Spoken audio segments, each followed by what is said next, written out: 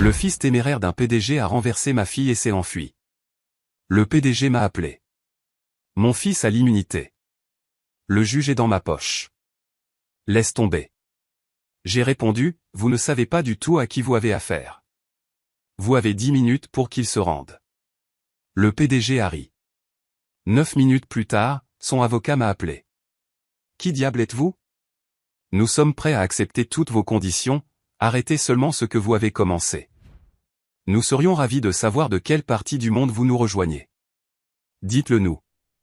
Maintenant, plongeons dans l'histoire d'aujourd'hui. Chapitre 1, la collision. Victor Parsons corrigeait les devoirs d'histoire de ses élèves lorsque son téléphone sonna. Les chiffres rouges de son horloge de bureau indiquaient 15h47. Emma aurait déjà dû être rentrée de son entraînement de foot. La voix de sa femme Kendra, tendue et paniquée, retentit, « Victor, il y a eu un accident. Emma est à l'hôpital. » Les copies s'éparpillèrent sur le sol alors que Victor bondissait de sa chaise. 20 minutes plus tard, il se précipitait dans les couloirs de l'hôpital Saint-Marie, son cœur battant la chamade contre ses côtes. Il trouva Kendra dans la salle d'attente. Son mascara avait coulé sur ses joues, et elle serrait un mouchoir. Elle traversait au feu vert après l'entraînement, murmura Kendra. Un gamin dans une voiture de sport a grillé le feu rouge à au moins 80 km/h.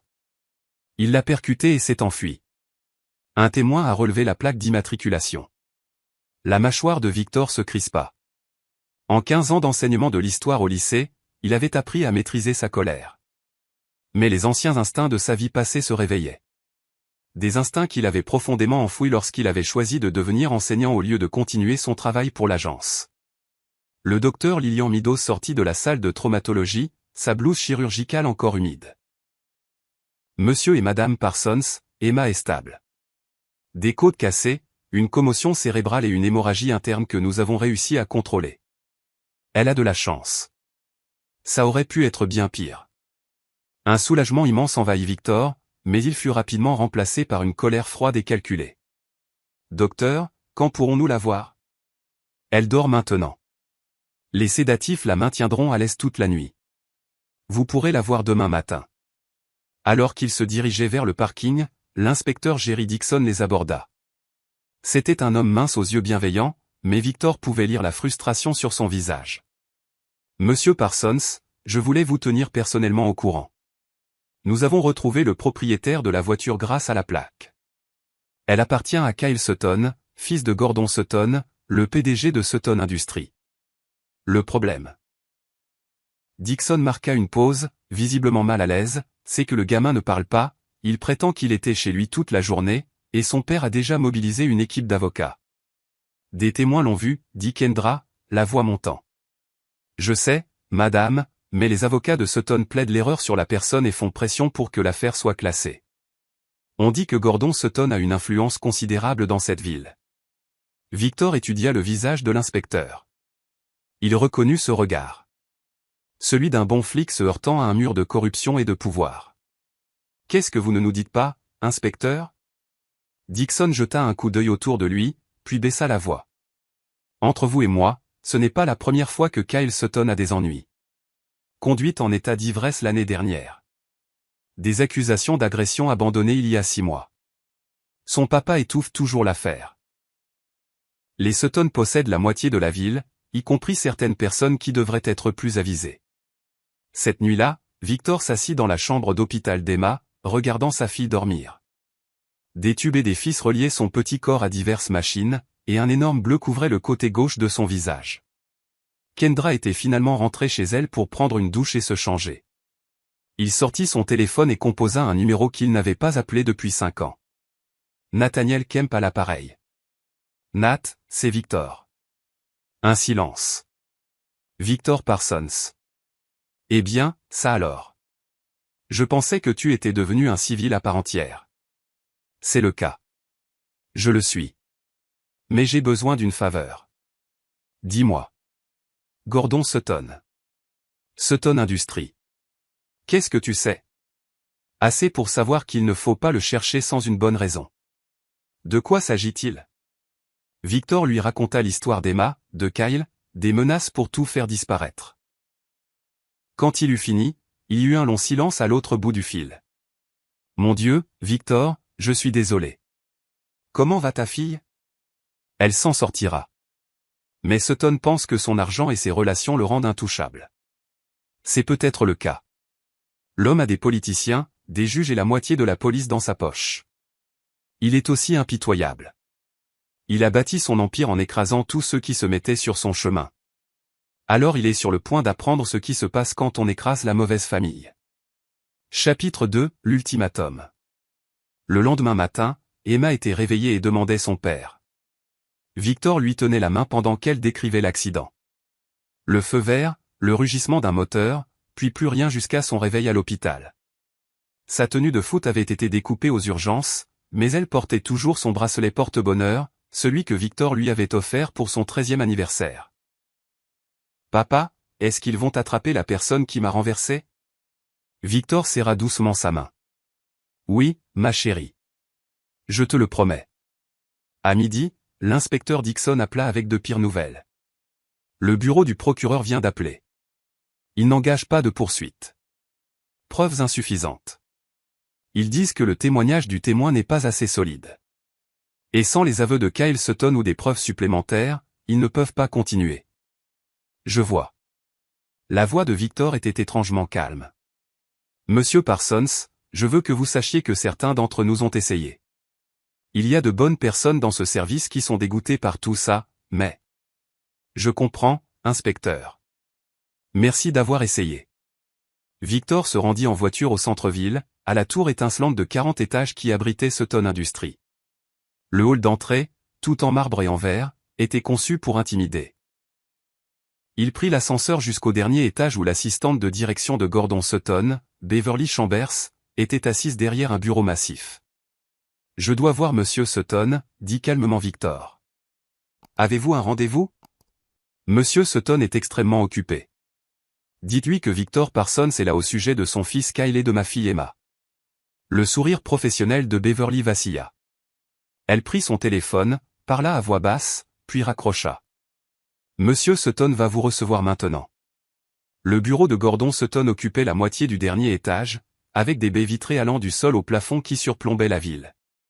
L'homme lui-même était grand et large, avec des cheveux argentés et des vêtements coûteux qui ne parvenaient pas à cacher la cruauté dans ses yeux. Il ne se leva pas lorsque Victor entra. « Monsieur Parsons, je comprends que vous soyez contrarié par cette situation malheureuse avec votre fille. » Situation. La voix de Victor resta égale. « Votre fils a failli tuer une fille de 13 ans et a pris la fuite. » Gordon fit un geste dédaigneux. Allégation. « Et même si Kyle était impliqué, ce que je ne dis pas, les garçons seront toujours des garçons. Les accidents, ça arrive. » Ce n'était pas un accident. C'était au minimum une négligence criminelle. Écoutez-moi bien, Gordon se leva, la voix durcie. J'ai été patient parce que je comprends que vous êtes sous le coup de l'émotion. Mais mon fils bénéficie de l'immunité diplomatique grâce à mes relations d'affaires à l'étranger. Même si des poursuites étaient engagées, ce qui n'arrivera pas, rien ne tiendrait. Le juge Théodore Cherry, qui serait en charge de cette affaire, est dans ma poche. Je vous suggère d'accepter l'indemnisation de l'assurance que mes avocats vous proposeront et de passer à autre chose. Victor s'approcha du bureau. Vous ne savez pas du tout à qui vous avez affaire. Gordon éclata de rire, un son rauque. Vous êtes un professeur de lycée de banlieue. Je sais exactement à qui j'ai affaire. À un moins que rien. Vous avez 10 minutes pour appeler la police et faire en sorte que Kyle se rende. Le rire s'intensifia. Sinon quoi? Vous allez me poursuivre en justice? Déposer une plainte? J'ai écrasé des hommes 2 fois plus costauds que vous pour la moitié de cette insolence. Victor consulta sa montre. 9 minutes et 40 secondes. Sécurité, appela Gordon. Ce ne sera pas nécessaire, dit Victor en se dirigeant vers la porte. Vous aurez bientôt de mes nouvelles. Alors que l'ascenseur descendait, Victor passait déjà des appels. Le premier fut pour Nat. J'ai besoin de tout ce que tu as sur Gordon Sutton. Dossier financier, transactions commerciales, vie personnelle, tout. Victor, qu'est-ce que tu prépares?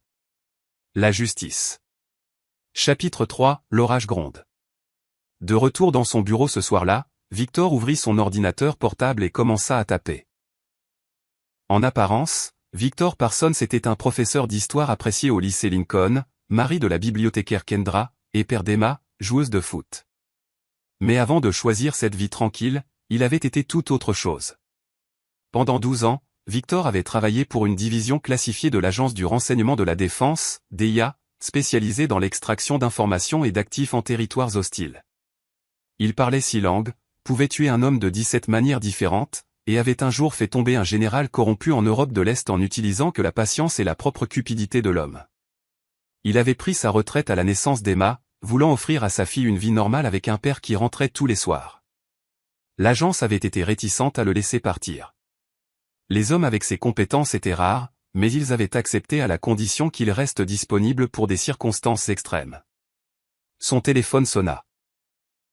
La voix de Nat était sombre. J'ai le rapport préliminaire sur Sutton. Victor, ce type est pire que ce que nous pensions. Sutton Industries est clean en surface, mais il y a des sociétés écrans, des comptes offshore et des contrats gouvernementaux très douteux. Quel genre de contrat? Principalement de la vente d'armes. Rien de techniquement illégal, mais il a vendu à des clients dans des zones grises. Il y a aussi des preuves de corruption de fonctionnaires étrangers, d'ententes sur les prix et d'intimidation de concurrents. L'homme a bâti un empire sur la corruption. Et sa vie personnelle? Divorcé 2 fois, les 2 épouses ont reçu des règlements substantiels avec des accords de non-divulgation en béton. Kyle est son fils unique, pourri gâté depuis sa naissance. Le gamin a un casier pour conduite en état d'ivresse, agression, et il y a des rumeurs sur des choses pires qui n'ont jamais atteint les tribunaux. Victor prit des notes. Autre chose? Oui, Gordon a un frère, Eugene Sutton, qui dirige la partie juridique de l'entreprise. Ancien procureur passé au privé. On dit qu'il est aussi véreux que Gordon, mais 2 fois plus malin. Si tu t'attaques à cette famille, tu t'attaques aux 2. Après avoir raccroché, Victor sortit un téléphone sécurisé, un de ceux qui, techniquement, n'existait pas. Il composa un numéro à Washington. Theodore Sherry, répondit une voix. Juge Sherry, ici Victor Parsons. Je crois que vous savez pourquoi j'appelle. Un rire nerveux. Je suis désolé, monsieur Parsons, mais je ne vois pas ce que vous voulez dire. Il y a 48 heures, ma fille a failli être tuée par Kyle Sutton. Aujourd'hui, Gordon Sutton s'est vanté devant moi de vous avoir dans sa poche. Je pourrais rapporter cette conversation à l'unité de corruption publique du FBI, mais j'ai pensé vous donner une chance de vous expliquer. La ligne resta silencieuse un long moment. Monsieur Parsons, je pense qu'il y a eu un malentendu. Juge Sherry, en 2019, vous avez reçu un prêt de 400 000 $ d'une filiale de Sutton Industries pour acheter votre maison de vacances dans les Hamptons. Le prêt a été annulé 8 mois plus tard, juste avant que vous ne classiez les charges contre Kyle Sutton pour sa première conduite en état d'ivresse. Dois-je continuer? Comment avez-vous? Qui êtes-vous? Je suis un père qui cherche justice pour sa fille. Vous avez 24 heures pour vous récuser de toute affaire liée au Sutton et annoncer votre retraite anticipée pour des raisons de santé. Si vous ne le faites pas, la conversation que vous venez d'avoir avec Gordon Sutton sur le classement des charges contre Kyle sera diffusée sur toutes les chaînes d'information de l'État. Je n'ai jamais eu cette conversation. Juge Sherry, j'ai des enregistrements. Bonne soirée. Victor raccrocha et appela l'inspecteur Dixon. Inspecteur, hypothétiquement, si de nouvelles preuves apparaissaient dans l'affaire de délit de fuite d'Emma Parsons, seriez-vous prêt à les exploiter? Absolument. Mais monsieur Parsons, sans témoins supplémentaires ou preuves matérielles. Et si je vous disais que la voiture de Kyle Sutton a des dommages à l'avant qu'il essaie de cacher? J'ai besoin de voir cette voiture pour confirmer que ça correspond à la scène de l'accident. Et si je vous disais aussi qu'il y a une vidéo de surveillance d'une caméra de circulation qui montre clairement le visage de Kyle au volant? Ça changerait tout. Mais nous avons vérifié toutes les caméras de circulation. Vous avez vérifié les caméras de la ville. Vous n'avez pas vérifié le système de sécurité privée de la banque au coin de la rue. Celui qui se télécharge automatiquement sur un serveur cloud que Gordon Sutton ne peut pas toucher. Il y avait de l'excitation dans la voix de Dixon maintenant. Pouvez-vous me procurer cette vidéo? Inspecteur, cette vidéo sera livrée sur votre bureau demain matin à 9 h, avec des photos du véhicule endommagé de Kyle Sutton et un témoin qui témoignera que Gordon Sutton lui a demandé de détruire des preuves. Monsieur Parsons, comment exactement obtenez-vous ces preuves? Disons simplement que j'ai des compétences très particulières, inspecteur. Des compétences que j'ai acquises au cours d'une longue carrière. Des compétences qui font de moi un cauchemar pour les gens comme Gordon Sutton. En raccrochant, Victor sourit pour la première fois depuis l'accident. La phase 1 était terminée. Le juge Sherry serait hors jeu d'ici le matin, et les vraies preuves allaient bientôt faire surface. Mais ce n'était que le début. Gordon Sutton voulait jouer à des jeux avec un professeur de lycée. Il était sur le point de découvrir qu'il jouait en réalité aux échecs avec un grand maître. Chapitre 4, l'étau se resserre. Gordon Sutton savourait son café du matin en lisant le Wall Street Journal lorsque son assistante fit irruption dans son bureau, le visage pâle. Monsieur Sutton. Le juge Sherry vient d'annoncer sa retraite. Avec effet immédiat. Il invoque des raisons de santé. Gordon posa lentement sa tasse. Des raisons de santé? Il allait très bien hier. Il y a plus. L'inspecteur Dixon vient d'arriver avec un mandat pour inspecter la voiture de Kyle. C'est impossible. Sherry m'avait assuré. Monsieur, le juge Sherry n'est plus impliqué. Le mandat vient de la juge Faith Pierce. Elle n'est pas des nôtres. Le visage de Gordon s'assombrit. Il attrapa son téléphone et composa le numéro de son fils. La messagerie vocale. Kyle, appelle-moi immédiatement. Ne parle à personne avant de m'avoir parlé. Son appel suivant fut pour son frère, Eugène. Nous avons un problème. Je sais. Je regarde les infos. Ils ont une vidéo de surveillance. Gordon, une vidéo nette de Kyle au volant, grillant ce feu rouge. Comment est-ce possible? J'ai demandé à mes hommes de vérifier chaque caméra dans un rayon de 6 pâtés de maison. Ça vient du système de sécurité privé de la First National Bank. Apparemment, ce Victor Parsons savait exactement où chercher. Gordon arpentait son bureau. Qui diable est ce type? Fais une vérification de ses antécédents. Spectre complet. Je veux tout savoir, de son certificat de naissance à ses déclarations de revenus. Déjà fait. Mais Gordon, nous devons prendre les devants. Kyle doit se rendre avec nos avocats. Négocier une plaidoirie. Absolument pas. Peu importe ce que ça coûte. Kyle n'ira pas en prison. Les preuves sont accablantes. Si nous nous battons et perdons, alors nous ferons en sorte de ne pas perdre. 1 heure plus tard, Eugène Sutton arriva au bureau de son frère avec un dossier épais. Son visage était sombre. Gordon, nous avons un problème plus grave que je ne le pensais. Que as-tu trouvé? Victor Parsons n'est pas juste un professeur. C'est un ancien de la DIA, l'agence du renseignement de la défense. Opération classifiée pendant 12 ans avant de prendre sa retraite. Les détails sont lourdement censurés, mais j'ai réussi à rassembler assez d'éléments grâce à mes contacts. Cet homme est formé aux opérations psychologiques, à la surveillance électronique et à l'extraction d'actifs. Gordon sentit un frisson lui parcourir l'échine. Extraction d'actifs? Il était spécialisé dans l'obtention d'informations et de personnes hors de territoires hostiles. Un cas que j'ai trouvé l'implique dans la mise au jour, à lui seul, d'un réseau de corruption dans les Balkans qui remontait jusqu'au Premier ministre. Une autre fois, il a démantelé un réseau de traite d'êtres humains en retournant les criminels les uns contre les autres. Comment un agent de la DIA devient-il professeur de lycée? Un père de famille qui voulait une vie normale pour sa fille. Mais Gordon, des hommes comme ça, ils n'oublient pas leur formation. Au contraire, ils deviennent plus dangereux parce qu'ils ont quelque chose de réel à protéger. Gordon s'effondra dans son fauteuil. Qu'est-ce que tu essaies de me dire? Je dis que lorsque tu l'as menacé hier, tu n'as pas menacé un père de banlieue. Tu as menacé un homme entraîné à faire tomber des gouvernements. Et tu lui as donné une motivation. Avant que Gordon ne puisse répondre, Beverly se précipita à l'intérieur. Monsieur Sutton, le FBI est là. Ils veulent vous parler de vos contrats gouvernementaux. Quoi? C'est impossible. Ces contrats sont scellés. Monsieur, ils ont des documents, des dossiers financiers. Ils posent des questions sur des pots de vin à des fonctionnaires étrangers et des ventes d'armes illégales. Eugène attrapa le bras de son frère. Comment ont-ils pu obtenir ces dossiers? Ils sont sur un serveur sécurisé. Le téléphone de Gordon sonna. Il regarda l'identifiant de l'appelant. Numéro inconnu. Monsieur Sutton. La voix était calme, mesurée. Victor Parsons, espèce de... Qu'est-ce que vous avez fait? J'ai tenu ma promesse. Vous aviez 10 minutes pour que Kyle se rende. Vous avez choisi de rire. Maintenant, vous découvrez ce qui se passe quand on cherche des noix à quelqu'un qui sait se battre. Vous ne pouvez pas me toucher. J'ai des relations. Aviez des relations. Le juge Sherry a pris sa retraite ce matin.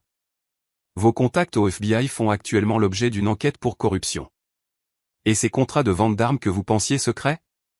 Ils sont en cours d'examen par un comité de surveillance du Congrès. Les mains de Gordon tremblaient. Qu'est-ce que vous voulez? Que Kyle se rende. Aveu complet. Pas de plaidoirie négociée. Pas de peine réduite. Il purgera une peine proportionnelle à son crime. C'est impossible. Je ne laisserai pas mon fils. Monsieur Sutton, vous ne comprenez toujours pas. Ce n'est pas une négociation. C'est un règlement de compte. Vous avez passé 20 ans à croire que l'argent et l'influence vous rendaient intouchables. Je suis ici pour vous prouver le contraire.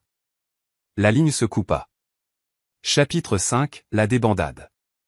Kyle Sutton était assis dans la banquette du fond du Murphy's Tavern, un bar miteux du mauvais côté de la ville, sirotant son 4e whisky.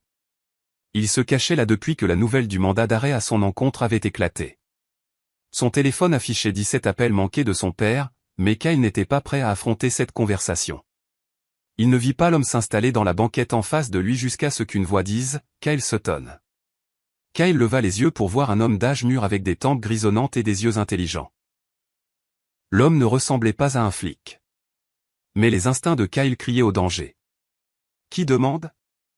Quelqu'un qui sait ce qui s'est vraiment passé il y a 2 jours. La main de Kyle se serra sur son verre. Je ne vois pas de quoi vous parlez. La cocaïne dans votre système quand vous avez renversé Emma Parsons. Le fait que vous veniez de l'opération de drogue de Vince Castro sur la 5e rue. La vraie raison pour laquelle vous avez fui. Le visage de Kyle devint blanc. Comment pouvez-vous? Parce que c'est mon métier de savoir des choses, Kyle. La question est, qu'allez-vous faire à ce sujet? Mon père va. Votre père est en train de regarder son empire s'effondrer. Perquisition du FBI, enquête du Congrès, audits fiscaux. Il a de plus gros problèmes que de nettoyer vos dégâts maintenant. L'homme fit glisser une carte de visite sur la table. Elle indiquait simplement « Haru Udar, avocat ». Monsieur Udar ici présent a une proposition intéressante. Vous pouvez soit attendre que la police vous trouve et elle vous trouvera et faire face à des accusations d'agression avec un véhicule, de délit de fuite, de conduite sous influence et de possession de drogue, soit vous rendre ce soir avec une coopération totale et faire face à des charges réduites. L'esprit de Kyle s'emballa. Quel genre de charge réduite? Agression avec un véhicule avec crédit de coopération. 18 mois, admissible à la libération conditionnelle en 9. Bien mieux que les 15 ans que vous risquez sinon. Mon père ne permettra jamais. Kyle, la voix de l'homme se durcit. La protection de votre père est une illusion. Elle l'a toujours été. La seule personne qui peut vous sauver maintenant, c'est vous. Al-Woodard ouvrit une mallette et en sortit des documents juridiques. Aveu complet, coopération avec les autorités et des excuses personnelles à la famille Parsons. En échange, le procureur, qui n'est pas dans la poche de votre père, recommandera la peine réduite. Kyle fixa les papiers. Qui êtes-vous? Nous sommes ce qui arrive quand quelqu'un qui comprend vraiment le pouvoir décide de l'utiliser pour la justice au lieu de son gain personnel. Pendant ce temps, de l'autre côté de la ville, Eugene Sutton passait la pire journée de sa carrière d'avocat. 3 de ses plus gros clients avaient résilié leur contrat après que les perquisitions du FBI eurent fait les gros titres. Son téléphone privé sonna, celui que seule la famille utilisait. Eugène, il faut qu'on se voie. La voix de Gordon était tendue. Au club? Non. Quelque part de sûr. Les entrepôts Murphy sur Industrial Boulevard, box 247. Dans 1 heure. Eugène trouva son frère dans le box de stockage, entouré de classeurs et de boîtes. Gordon semblait avoir vieilli de 10 ans en une nuit. Ils ont gelé mes comptes, dit Gordon sans préambule. Tous? personnel, professionnel, offshore. Ils ont des informations qu'il aurait dû être impossible d'obtenir. Tout. Relevé bancaire, communication, liste de clients. C'est comme si quelqu'un avait accès à toute notre infrastructure numérique. Eugène s'assit lourdement sur une boîte. Ce Parsons, il ne travaille pas seul. Ce genre d'opération nécessite des ressources, de la coordination, des ressources de niveau gouvernemental. Tu penses qu'il est toujours de l'agence? Je pense qu'il a demandé des faveurs. De grosses faveurs.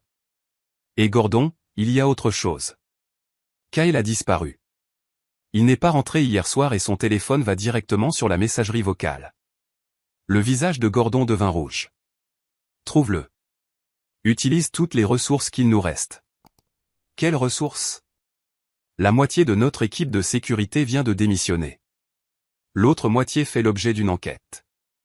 Les enquêteurs privés que nous utilisons habituellement ne répondent plus à nos appels. Le téléphone de Gordon vibra avec un SMS d'un numéro inconnu. Regarde les infos. Ils allumèrent la petite télévision dans le box. Un bandeau d'informations défilait à l'écran, le fils d'un PDG se rend dans une affaire délit fuite. La voix du journaliste remplit le petit espace. Kyle Sutton, fils de l'homme d'affaires Gordon Sutton, s'est rendu ce soir dans le cadre d'un accident avec délit de fuite qui a laissé Emma Parsons, 13 ans, hospitalisée. Des sources proches de l'enquête affirment que Sutton a fourni des aveux complets et coopère avec les autorités. Gordon s'effondra dans une chaise. Il s'est rendu. Comment? Pourquoi ferait-il ça? Le téléphone d'Eugène sonna. L'identifiant de l'appelant montrait le numéro de Kyle. Kyle, où es-tu? Oncle Eugène, je suis en prison. Ils m'ont arrêté après que j'ai fait ma déclaration. Je leur ai tout dit. Kyle, qu'as-tu fait? Je leur ai parlé de la cocaïne, du feu rouge grillé, de papa qui m'a dit de cacher la voiture. Je suis désolé, mais ils avaient des preuves. Ils savaient déjà tout. Eugène regarda son frère, dont le visage était devenu cendré. Kyle, ne dis plus un mot jusqu'à ce que j'arrive. Oncle Eugène, il y a autre chose. L'homme qui m'a convaincu de me rendre. Il m'a donné un message pour papa. Quel message? Il a dit, papa, il te reste 8 minutes. La ligne se coupa. Eugène vérifia sa montre. 21h52, Gordon, qu'as-tu dit exactement à ce Parsons? Je lui ai dit que Kyle avait l'immunité, que le juge était à moi, qu'il devrait prendre un règlement et disparaître. Et qu'a-t-il dit? Il m'a donné 10 minutes pour que Kyle se rende, ou sinon? Eugène commença à calculer. Gordon, c'était hier vers 14 heures. Ça fait presque 32 heures. Alors toute cette journée, les perquisitions du FBI, les comptes gelés, la reddition de Kyle. Tout ça a été orchestré. Ce n'est pas réactif. C'est planifié. Professionnel. Le téléphone de Gordon sonna de nouveau. Victor Parsons. Le temps est écoulé, Monsieur Sutton. Chapitre 6, le prix de l'arrogance. Qu'est-ce que vous voulez? La voix de Gordon se brisa de désespoir. Les aveux complets de Kyle n'étaient que le début. La voix de Victor était claire et froide. Dans l'heure qui vient, vous allez découvrir exactement ce qui se passe quand vous menacez ma famille. Je vous paierai ce que vous voulez. Donnez votre prix. Le prix n'est pas de l'argent, Monsieur Sutton. Le prix, c'est tout ce que vous avez bâti sur la corruption et l'intimidation. La ligne se coupa et immédiatement le téléphone de Gordon sonna de nouveau. Cette fois, c'était son avocat, Hugh Ferry. Gordon, nous avons une crise. Le département de la justice vient de déposer une affaire RICO contre Sutton Industries. Ils allèguent le racket, le blanchiment d'argent et la conspiration. Ils veulent tout saisir. Sur la base de quelles preuves? Des documents internes, des dossiers financiers, des conversations enregistrées. Gordon, certains de ces enregistrements proviennent de votre bureau privé. Quelqu'un écoute vos appels depuis des mois. Eugène arracha le téléphone à son frère. Hugh, c'est Eugène. Comment est-ce possible? Notre bureau est vérifié pour les micros chaque semaine. Eugène, ce n'est pas de la surveillance physique. Quelqu'un a piraté votre infrastructure numérique. Tout entière. Téléphone, ordinateur, système de sécurité, même vos appareils personnels. Ils ont accès à tout. Gordon recula en trébuchant. C'est impossible. Nous utilisons un cryptage de niveau militaire. Plus maintenant. À partir de ce soir, Sutton Industries est sous séquestre fédéral en attendant l'enquête. Vous êtes tous les deux interdits d'accès à vos bureaux et les actifs de l'entreprise sont gelés. Après que Hugh eut raccroché, les frères s'assirent dans un silence stupéfait. Puis le téléphone d'Eugène vibra avec un SMS d'un numéro inconnu. Box 249. Maintenant. Ils se dirigèrent vers le box de stockage adjacent, qui était ouvert. À l'intérieur se trouvait Victor Parsons, assis sur une chaise pliante, un ordinateur portable ouvert sur une petite table à côté de lui. Derrière lui se tenaient deux autres hommes, clairement des militaires ou ex-militaires à en juger par leur allure. Monsieur Sutton, Monsieur Sutton. Victor fit un signe de tête à chaque frère. Veuillez vous asseoir. Comment avez-vous? Commença Gordon. Su que vous seriez ici? Je surveille vos communications depuis hier. Ce box appartient à l'une de vos sociétés écrans. La même que vous avez utilisée pour cacher des actifs au fisc. Eugène retrouva sa voix. Que voulez-vous de nous? Rien que vous ne soyez capable de donner, malheureusement. Voyez-vous, quand votre frère m'a menacé, il a supposé que j'étais impuissant. Mais le pouvoir, ce n'est pas l'argent ou les relations politiques. Le vrai pouvoir, c'est la compétence, la préparation et le fait d'avoir les bons amis. Victor fit un geste vers les hommes derrière lui. Voici Everett Parr et Mark Galvin. Everett travaillait pour les opérations cybernétiques de la NSA. Mark était spécialisé dans les crimes financiers pour le département du Trésor. Il me devait quelques faveurs. Vous ne pouvez pas nous détruire, dit Gordon. Mais sa voix manquait de conviction.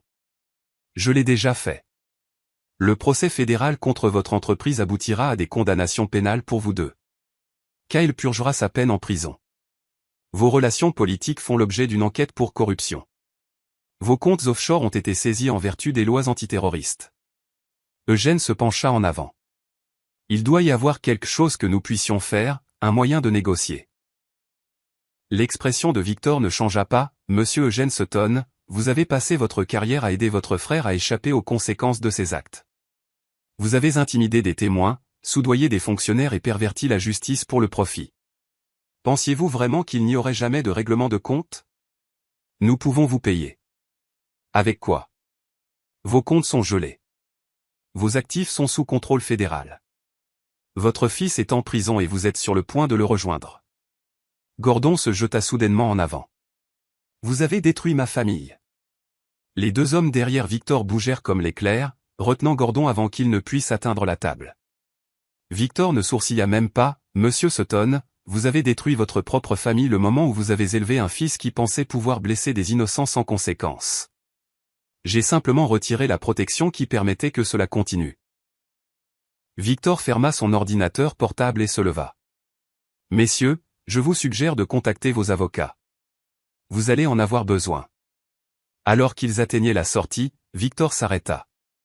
Oh, et Monsieur Sutton, cet enregistrement qui vous inquiète, celui où vous vous vantez d'avoir un juge fédéral dans votre poche, il est déjà entre les mains du FBI. Profitez de votre soirée. La porte du box de stockage claqua, laissant les frères Sutton seuls dans l'obscurité. Chapitre 7, la chute des dominos. Les frères Sutton passèrent la nuit dans le box. Leurs avocats leur ayant conseillé de ne pas rentrer chez eux où des agents fédéraux les attendaient avec des mandats d'arrêt. À l'aube, Eugène rompit enfin le silence. Nous devons fuir. Gordon leva les yeux du sol où il était assis depuis des heures. Fuir où? Ils ont tout gelé. Nos contacts ne répondent plus à nos appels. Le dossier fédéral est en béton. J'ai des fonds d'urgence. Des comptes offshore non liés à l'entreprise. Nous pouvons disparaître, recommencer ailleurs sans traiter d'extradition. Et Kyle? Kyle a fait son choix quand il a avoué. Nous ne pouvons plus le sauver. Pendant qu'ils discutaient de leurs options, aucun des deux frères ne remarqua le petit appareil caché parmi le contenu du box. Un autre cadeau des amis de Victor à la NSA. De l'autre côté de la ville, Victor était assis dans la chambre d'hôpital de sa fille, lui tenant la main pendant qu'elle dormait. Le médecin avait dit qu'elle pourrait rentrer à la maison demain. Kendra somnolait dans le fauteuil à côté du lit, épuisé par 2 jours d'inquiétude. Son téléphone sécurisé vibra avec un SMS de Nat, les Sutton prévoient de fuir. Ils bougent des fonds offshore ce soir. Tu veux qu'on les arrête? Victor répondit, laissez-les essayer. Ce que les frères Sutton ne savaient pas, c'est que l'opération de Victor avait été encore plus complète qu'ils ne l'imaginaient. Everett Parr n'avait pas seulement piraté leur communication.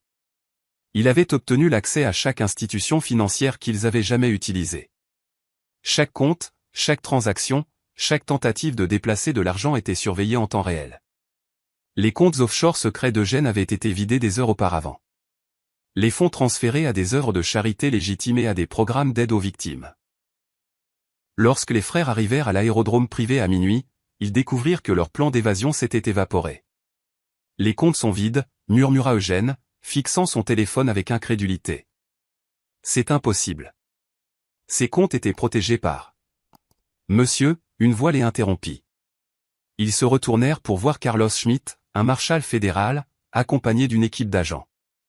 Gordon Sutton et Eugène Sutton, vous êtes en état d'arrestation pour racket, blanchiment d'argent, conspiration et obstruction à la justice. Alors que les menottes se refermaient, Gordon vit une silhouette familière observée depuis l'ombre près du hangar. Victor Parsons sortit dans la lumière, son expression indéchiffrable. Vous disiez posséder cette ville, cria Victor. Mais vous n'avez jamais possédé sa conscience. Dans les jours qui suivirent, toute l'étendue de l'opération de Victor devint claire. L'enquête du FBI révéla un réseau de corruption qui s'étendait jusqu'à la mairie, au département de police et à la législature de l'État. Une douzaine de fonctionnaires furent arrêtés, dont 3 juges et le chef adjoint de la police. L'histoire fit les gros titres pendant des semaines, un enseignant fait tomber un empire de la corruption, David contre Goliath à l'ère numérique, comment la quête de justice d'un père a exposé la corruption à l'échelle de la ville. Mais Victor évita l'attention des médias, se concentrant sur le rétablissement d'Emma et son retour en classe. Ses élèves remarquèrent que leur professeur d'histoire semblait plus détendu, comme si un grand poids avait été levé de ses épaules. Chapitre 8, le procès. 6 mois plus tard, Victor était assis dans la galerie du tribunal fédéral alors que Kyle Sutton était condamné pour agression avec un véhicule et délit de fuite. Le jeune homme paraissait plus âgé, plus mince, son arrogance remplacée par quelque chose qui ressemblait à du remords. Monsieur Sutton, la juge Faith Pierce s'adressa à l'accusé. Vous avez failli tuer une enfant innocente et avez ensuite tenté d'utiliser l'influence de votre famille pour échapper à la justice. La Cour vous condamne à 4 ans de prison fédérale, avec une éligibilité à la libération conditionnelle dans 2 ans. L'avocat commis d'office de Kyle, la fortune de sa famille ayant été saisie pour payer les dédommagements et les frais de justice, hocha sombrement la tête. La fortune des Sutton avait disparu, distribuée entre les victimes des divers crimes de la famille et les œuvres de charité désignées par Victor. Emma, maintenant complètement rétablie et de retour au foot, était assise entre ses parents dans la galerie. Elle serra la main de son père alors que Kyle était emmené menotté. « Papa, tu penses qu'il est vraiment désolé ?» Victor étudia le visage du jeune homme. « Je pense qu'il apprend que les actions ont des conséquences. C'est un début. » Gordon et Eugène Sutton avaient été condamnés le mois précédent. Gordon reçut 25 ans pour racket et conspiration, tandis qu'Eugène en obtint 15 pour son rôle dans l'obstruction à la justice. Les 2 hommes avaient considérablement vieilli pendant leur procès, le stress et la honte laissant des traces visibles. Lors de la condamnation de Gordon, il s'était levé pour s'adresser à la cour. « Votre honneur, je pensais protéger ma famille. Je réalise maintenant que je la détruisais. Ce que j'ai fait à la famille Parsons est impardonnable, mais ce n'est que la partie visible de l'iceberg. J'ai passé des décennies à blesser des gens pour protéger mes propres intérêts. Je mérite la punition que vous me donnerez. » C'était la première fois que Victor voyait un remords sincère de la part de l'homme qui avait menacé sa famille. Cela n'excusait pas ce que Gordon avait fait, mais cela offrait l'espoir que même les pires personnes pouvaient reconnaître leur tort. Après l'audience, l'inspecteur Dixon aborda Victor dans le couloir. « Monsieur Parsons, je voulais vous remercier. Cette affaire a mené au plus grand nettoyage de la corruption de l'histoire de la ville. Beaucoup de bons flics ont enfin obtenu justice aussi. Juste un professeur qui veille sur sa fille. » L'inspecteur Dixon sourit. « C'est ça. Eh bien, ce professeur sait certainement comment noter les copies. » Alors que la famille Parsons sortait du palais de justice, Victor remarqua une silhouette familière qui attendait près de leur voiture. Nathaniel Kemp s'avança, l'air sérieux. Victor, il faut qu'on parle. Chapitre 9, la dernière leçon. Ce soir-là, après qu'Emma se fut endormie et que Kendra corrigeait des livres de la bibliothèque, Victor retrouva Nat dans un café tranquille du centre-ville. Son ancien superviseur avait l'air fatigué mais satisfait. L'agence te veut de retour. Victor remua lentement son café. Je m'en doutais. Ce que tu as fait ici, c'était un cas d'école. Élégant, précis, proportionné. Tu as démantelé une organisation criminelle sans tirer un coup de feu ni enfreindre la loi. Le directeur est impressionné. Ça ne m'intéresse pas, Nat. Écoute-moi. Il y a d'autres Gordon Sutton dans le monde. D'autres fonctionnaires corrompus, d'autres criminels puissants qui se croient intouchables. Nous pourrions utiliser quelqu'un avec tes compétences. Non. La voix de Victor était ferme. J'ai fait ce que je devais faire pour protéger ma famille. Ça ne veut pas dire que je veux retourner à cette vie. Victor, tu es gaspillé en tant que professeur. Vraiment? Victor sourit. La semaine dernière, un de mes élèves, Robbie Pennington, est venu me voir parce que son père battait sa mère. Il y a un an, je lui aurais dit d'appeler la police et d'espérer pour le mieux. Cette fois, j'ai passé quelques appels. Il s'avère que le père de Robbie devait de l'argent à des gens très peu recommandables. Un mot à la bonne personne, et soudain, ses dettes ont été réclamées. Monsieur Pennington a décidé de s'inscrire en cure de désintoxication et en gestion de la colère. Nat haussa un sourcil. Et la mère de Robbie est en sécurité. Son père reçoit de l'aide. Et je n'ai pas eu à quitter ma salle de classe pour le faire. Tu vois, Nat, je ne suis pas gaspillé en tant que professeur. Je suis exactement là où je suis censé être. L'agence se débrouillera sans moi, comme elle l'a fait ces 6 dernières années. Ma guerre n'est plus à l'étranger. Elle est ici, dans ma communauté, avec mes élèves et ma famille. Nat soupira et sortit une carte de visite. Si jamais tu changes d'avis. Victor empocha la carte sans la regarder. Je ne changerai pas d'avis. 3 mois plus tard, Victor se tenait devant sa classe, donnant une leçon sur l'importance de la responsabilité civique et de la reddition de comptes du pouvoir. Au dernier rang, Robbie Pennington leva la main. Monsieur Parsons, ma mère dit que vous avez aidé notre famille d'une manière ou d'une autre. Elle ne veut pas me dire comment, mais elle dit que vous êtes un héros. La classe se tourna pour regarder leur professeur, qui se contenta de sourire. Robbie, n'importe qui peut être un héros. Il suffit de reconnaître quand quelque chose ne va pas et d'avoir le courage d'agir. Les héros ne naissent pas spéciaux. Ce sont des gens ordinaires qui choisissent de faire des choses extraordinaires quand c'est le plus important. Mais certaines personnes ont plus de pouvoir que d'autres, fit remarquer une autre élève, Maggie Wall.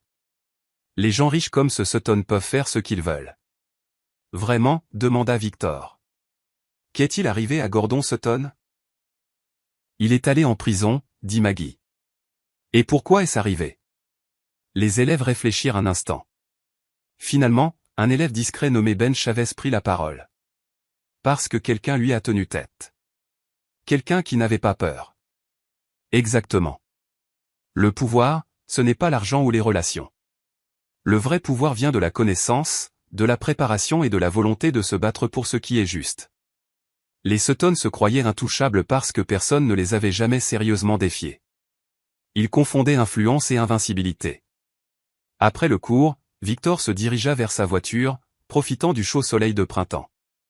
Son téléphone vibra avec un SMS d'Emma. « Papa, le coach dit que je pourrais être en équipe première l'année prochaine. On se voit à la maison. » Il sourit et répondit « Je suis fier de toi, ma chérie. À tout à l'heure. » En rentrant chez lui, Victor réfléchit à l'année écoulée. L'Empire Sutton avait disparu, démantelé pièce par les voies légales et les autorités compétentes.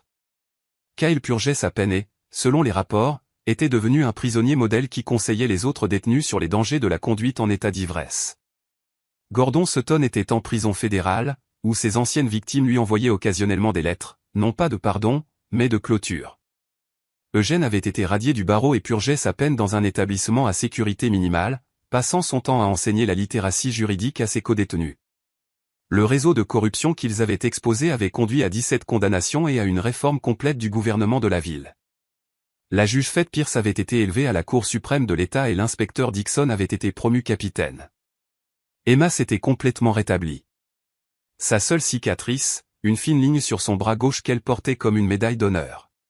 « C'est papa qui me l'a donné », disait-elle à ses amis, quand il a combattu les méchants et qu'il a gagné.